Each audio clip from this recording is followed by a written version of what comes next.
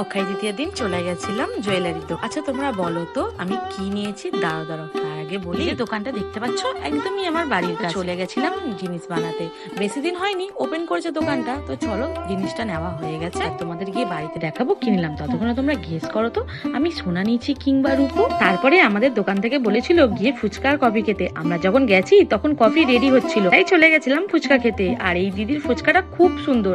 দেখো, ফুচকা কফি খাবার পরে চলে এসেছিলাম বাড়িতে। এবার তোমাদের দেখাই আমি কি নিলাম। এই দেখো, প্রথমে ব্যাগে ছিল দুটো ওয়েলকাম ড্রিঙ্ক, তার সাথে ছিল একটা সুন্দর ক্যালেন্ডার, যেটা ছিল মহাদেব জগন্নাথের। ক্যালেন্ডারটা খুলতে না খুলতে দেখলাম মহাদেব জগন্নাথ দেবের দর্শন হয়ে গেল। সত্যি বলতে ক্যালেন্ডারটা এত সুন্দর, এত সুন্দর, কিন্তু পার্সোনাল খুব পছন্দ হয়েছে। সেই যে গেছিলাম পুরীর মন্দিরে, দেখলাম ওই মন্দিরটাও ছিল, খুব সুন্দর ছিল ক্যালেন্ডারটা।